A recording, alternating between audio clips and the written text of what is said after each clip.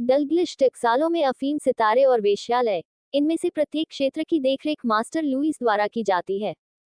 3 ने विज्ञान को अपनाया, उत्तर दुष्ट काला कौवा और बूढ़ा सांप, ऐसा लगता है जैसे बच्चों के पास है। वे कोट जिमा और कौन्या पश्चिम हैं। इस समय मास्टर लुईस ने भर्ती करने का फैसला किया है। अधिक सैनिक जिनमें से एक उसका चौथा बन जाएगा। इस पर हस्ताक्षर किए। उन्होंने कई बहादुर ब्लैक टाइगर जूनियर सदस्यों को बुलाया, जो 5 साल से अधिक समय से गिरोह की सेवा कर रहे हैं। उनमें से एक हमारा हीरो फे है। उन सभी को मास्टर लुईस के सामने प्रस्तुत किया गया। जब वह एक गद्दार से पूछताछ कर रहा था, मास्टर ने बेरहमी से गद्दार को मार डाला। सबके सामने अपने कृत्यों को कबूल करने से इनकार करने के बाद यह आवाज सभी को चौंका देती है कि ऐसा विश्वास है। अपने चेहरे पर बिना किसी डर के जोरदार नृत्य करें, जिससे मास्टर पर सकारात्मक प्रभाव पड़े। इसके बाद भर्ती प्रक्रिया शुरू होती है और सभी योद्धाओं को एक पुलिस वाले को पकड़ने का काम सौंपा जाता है, जिसके बाद मास्टर उन पर खौलता हुआ पानी डालते हैं, जिससे योद्धा पुलिस वाले को गिरा देते हैं। हालांकि गर्मी कम होने पर भी वह प्रतिक्रिया नहीं करता है और पुलिस वाले को पकड़े रहता है, भले ही उसकी उंगलियां लाल हो जाएं। यह मेरे साथ आज पहले हुआ था जब मैंने टिम्मी हाउस से अपना ऑर्डर उठाया था। परीक्षण के बाद मैं इस परीक्षण में असफल हो गया होता। लुईस चयनित योद्धाओं को उत्तरी समुद्री गिरोह के नेता को मारने के मिशन के साथ नियुक्त करता है। जब भी आप ऐसा कर सकते हैं, उन्हें चुना जाएगा। उनके चौथे दत्तक पुत्र ने जली हुई उंगली की बात क्या थी। इस पद को अर्जित करने के लिए उत्तरी सागर में घुसपैठ करने का निश्चय किया। गैंग मुख्यालय में अगले ही दिन वह आत्मविश्वास से गार्डों के खिलाफ लड़ता है और उन्हें अपने वश में कर लेता है। फिर वह नेता के आमने सामने आता है और उनके बीच एक भयंकर युद्ध शुरू होता है, जो अपनी मार्शल आर्ट कौशल का उपयोग करके ऊपरी हाथ हासिल करने और सिर काटने में कामयाब होता है। दुश्मन अपनी ही तलवार के साथ कुछ क्षण बाद उत्तरी समुद्री गिरोह के सदस्यों की एक भीड़ उसकी ओर बढ़ती है। एक बनाम सभी की लड़ाई की शुरुआत। यह तब होता है जब हमारा नायक नीचे गिर जाता है, जैसा कि पहले दृश्य में दिखाया गया है। लेकिन सौभाग्य से उसके साथी गिरोह के सदस्यों में से एक ने अपने शो में बड़े नाम दिए। ठीक समय पर वह दुश्मनों का ध्यान भटकाने के लिए आतिशबाजी करता है। ओ सुंदर। और जब वे ब्लैक टाइगर मुख्यालय में वापस आए तो बचाव सर्वेक्षण ने मास्टर लुईस को प्रभावित किया। चरण बहादुरी से और उसे अपने चौथे संकेत के रूप में अपनाने से अन्य 3 पुत्रों को भी हत्यारे की प्रवृत्ति की कमी के लिए सम्मानित किया गया, जैसे कि अन्यत्र। उत्तरी सागर के नेता का बेटा अपने पिता को बंदरगाह में फांसी पर लटका हुआ देखकर क्रोधित हो जाता है। नतीजा यह हुआ कि एक बार फिर पूरी तरह से ठीक हो जाने पर वह काले बाघ को नष्ट करके अपनी मौत का बदला लेने की कसम खाता है। उसे चौथे दत्तक पुत्र के रूप में अपनी पीठ पर टैटू गुदवाकर अंतिम संस्कार करने का निर्देश दिया गया है। इस प्रक्रिया के बीच वह एक बुजुर्ग टैटू कलाकार से बात करता है। कृपया टैटू में श्रेक को शामिल करें, जो उसे काले बाघ के बारे में बहुत सारी जानकारी प्रदान करता है। उनमें से एक गिरोह के बारे में है, गुप्त धन तिजोरी, जिसे केवल 2 अलग अलग चाबियों से खोला जा सकता है। चाबियां या प्रत्येक के पास अपनाए गए विज्ञान के पास सबसे अधिक लाभदायक व्यवसायों के साथ वर्तमान में चाबियां काले कौवे के पास होती हैं, जो जुए के कारोबार को नियंत्रित करती हैं। चींटियां बूढ़ा सांप, जो वेश्यावृत्ति के कारोबार की देखरेख करता है। एक दत्तक पुत्र के रूप में पहला काम अपने लोगों को आक्रमण के लिए नेतृत्व करना है। उत्तरी समुद्री क्षेत्र में युद्ध विजयी होता है। ब्लैक टाइगर सफलतापूर्वक बंदरगाह पर कब्जा कर लेता है, लेकिन हंगामे के बीच वू लॉन्ग किसी तरह से भागने में सफल हो जाता है। इस उपलब्धि के बाद हर कोई डरने लगता है और विश्वास का सम्मान करने लगता है। जैसे जैसे समय बीतता है, वह एक भीड़ मालिक के रूप में अपनी भूमिका में बस जाता है और उसके पास एक निजी वेश्या या बच्चा भी होता है। बचपन का दोस्त बनकर एक शाम फीका बाकी लोगों से जुड़ जाता है। रात के खाने के लिए तीनों बेटों में से हर कोई उसकी उपलब्धि के लिए उसे साझा करता है, उत्तरी बुराई को छोड़कर। वो ईर्ष्यालु लगता है, यहाँ तक झगड़ा भड़काने की कोशिश भी करता है। लेकिन प्रसिद्धि शांत बनी रहती है और उसे नजरअंदाज करने का विकल्प चुनता है।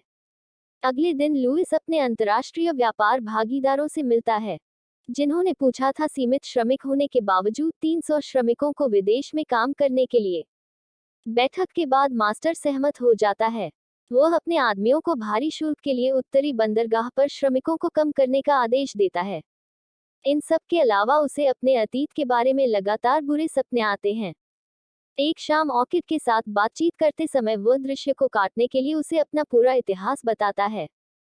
फ्लैशबैक में एक दिन वह अपने अनाथालय के सबसे अच्छे दोस्तों के साथ खेल रहा था जो थोड़ी दूर पर उग्र थे, और उस दौरान चीन को ब्लैक टाइगर गिरोह के एक सदस्य ने जबरन अपहरण कर लिया था ताकि उसे एक ब्रा में बेचा जा सके। जब चेहरे के पिता को इस बात का पता चला तो वह तुरंत तस्कर की तलाश में निकल पड़े। जब वह जगह पर पहुंचे तो उन्हें पता चला लड़की की तलाश पहले ही की जा चुकी थी। ब्लैक टाइगर गिरोह ने भी उसे पहचान लिया था क्योंकि उसने पहले उनके एक आदमी को घायल कर दिया था। यह परिणामस्वरूप अनाथालय में आग लगाकर अपना प्रतिशोध लिया। पिता ने सभी बच्चों को बचाने की पूरी कोशिश की, जिसके लिए उन्हें अपनी जान का बलिदान देना पड़ा। उसी क्रोधित प्रशंसक ने बदला लेने के लिए ब्लैक टाइगर के सदस्यों के निवासियों के पास गए, लेकिन उन्हें बहुत निराशा हुई कि जिस व्यक्ति को वे मारना चाहते थे उसे पहले ही किसी ने मार डाला था। इसके बाद दोनों दोस्तों को एक साधु ने अपने पास ले लिया, जिसने उन्हें कई वर्षों तक मार्शल आर्ट में प्रशिक्षित किया। जब वे अंततः वापस लौटे तो उन्होंने अनाथ गिरोह नामक एक समूह बनाया। वे कुछ और डराने वाले चुन सकते थे। फिर उन्होंने चेहरे की मौत का बदला लेने की कसम खाई।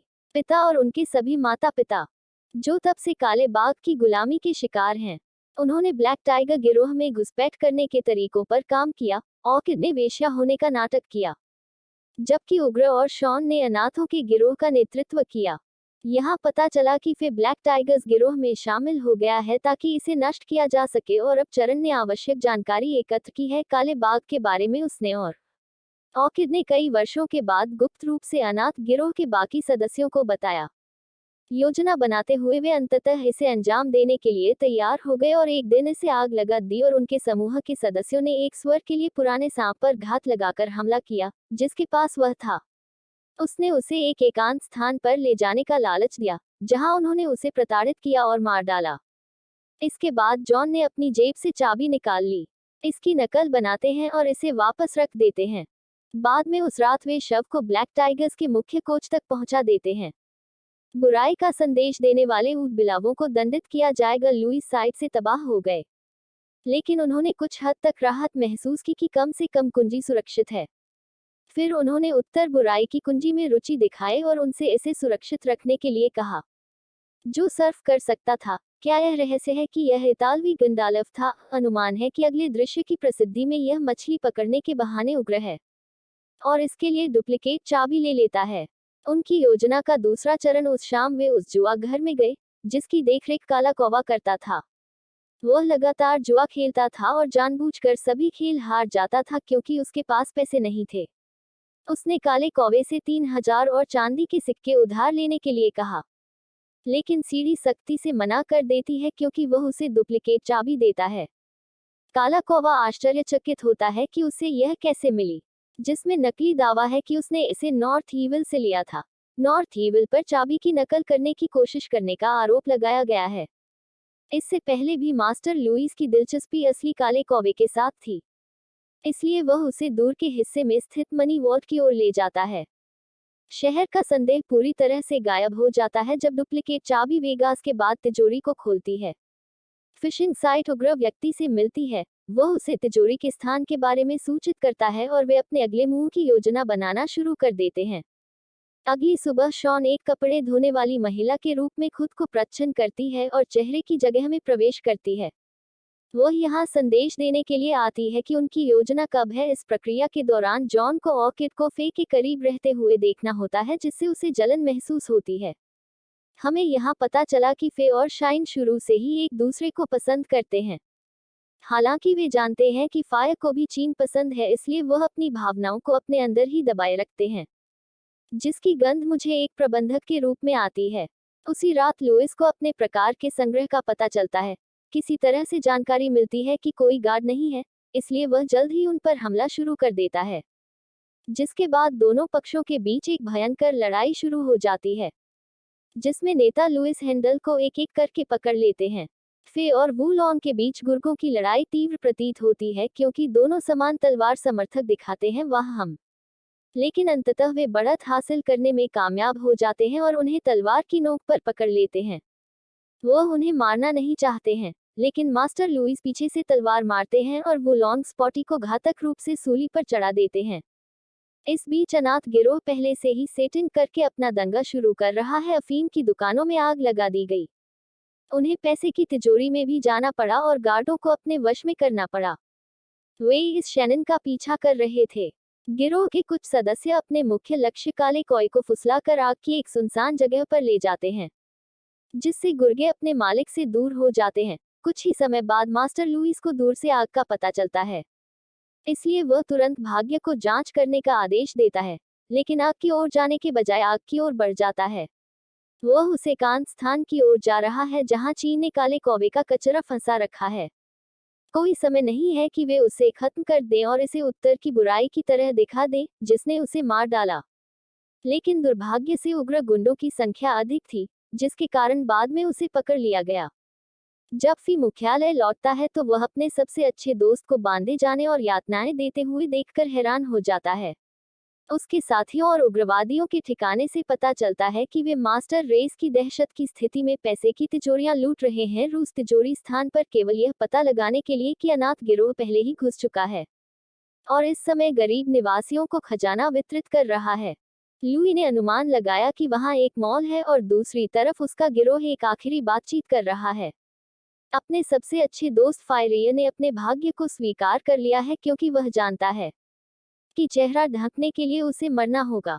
इस प्रकार वह इस बात पर जोर देता है कि उन्हें थोड़ी देर के बाद अपने जीवन पर अपने मिशन को प्राथमिकता देनी चाहिए और क्रोधित लुईस वापस लौटता है और फे को उग्र निष्पादित करने का आदेश देता है। लेकिन इससे पहले कि वह ऐसा कर पाता, सैनिक काले कौवे के शव को मालिक के सामने लाते हैं और उसे सदमे में छोड़ देते हैं, साथ ही शरीर को भी नष्ट कर देते हैं। मास्टर संदेह सहित उत्तरी केन के समान आकार वाला एक निशान अपनी बेगुनाही साबित करने के लिए नॉर्थ ईविल ने अपनी तलवार फायर पर रख दी और मांग की कि वह सच्चाई का खुलासा करे। हालांकि फायर अपनी गर्दन के खिलाफ तलवार दबाकर खुद को मारता है। यह साइट ऐसा प्रतीत करती है जैसे नॉर्थ ईविल संदेह के बावजूद अपने कार्यों को कवर करने की कोशिश कर रहा है। लुईस चलता है बिना कोई कार्रवाई किए चले जाओ, क्योंकि हमारे नायक के लिए वह अपना सर्वश्रेष्ठ खोने से टूट गया है। फ्रेड और वह उन सभी पिछली यादों को याद करना शुरू कर देता है जो उन्होंने एक साथ बिताई थी, जैसे कि उस समय जब उन्हें एक साथ हॉट काम करने का मौका मिला था और फायररी शॉट ने खुद को अपने नाम के अनुरूप सबसे अच्छे तरीके से जीने का मौका दिया था।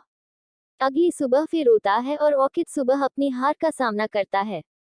वह ऐसा करने की कोशिश करती है उसे शांत करें और उसे अपने मिशन पर ध्यान केंद्रित रहने के लिए प्रोत्साहित करें। वह एक योजना होने का भी दावा करती है, लेकिन उसे उसके साथ साझा नहीं करती है। हाँ, उस रात नॉर्थ ईविल अपने स्थान का आनंद ले रहा था जब ऑर्किड और उसके सहयोगी उसके पास पहुंचे। उन्होंने यह दावा करते हुए प्रवेश प्राप्त किया कि उनके पास कमरे में एक बार प्रकट करने के लिए एक रहस्य है, या वे खुलासा कर सकते हैं कि वह वही है जिसने पैसे की तिजोरी लूटी है और एक काले कौवे और बूढ़े सांप को मार डाला। इसके अलावा उसने खुलासा किया कि उसका असली नाम दूर है, जिसे इस वेश्यालय में बेच दिया गया था जब वह थी। इस जानकारी के साथ युवा उसका विश्वास हासिल करने में कामयाब हो जाता है और उसे बहकाना शुरू कर देता है और विश्वास करता है कि उसने उसे बहुत दूर तक विचलित कर दिया है। फिर अपने नुकीले हेयरपिन से उस पर वार करने की कोशिश करता है, लेकिन उत्तर की दुष्ट ने इतनी आसानी से धोखा दिया कि वह अपने सहकर्मी की ओर बढ़ने से पहले उसे निर्दयता से मौत के घाट उतार देती है। लेकिन इस क्षण में बाद वाला खुद को चीन बताता है। वह तुरंत अपना चाकू घुमाता है। अगली सुबह उत्तर की बुराई को एक ही बार में खत्म कर देता है और पूरे अनाथ समूह के साथ चमकता है और हमारे पीछे आने वाली उग्र और ऑर्किड कब्र पर अपनी अंतिम श्रद्धांजलि अर्पित करता है और कल्पना करता है कि अब उनके लिए एक क्रांति करने का समय आ गया है, कि उन्होंने सभी को पत्रक बांटना शुरू कर दिया। नागरिकों ने उन्हें मार्शल आर्ट में प्रशिक्षित करने के बजाय काले बाघ के खिलाफ लड़ाई में शामिल होने का आग्रह किया। इस बीच अपनी ताकत बढ़ाने के लिए उन्होंने 300 मजदूरों को भी रिहा कर दिया, जिन्हें विदेशों में बेचा जाने वाला था। अब पूरा शहर एक तरफ है और वे ब्लैक ट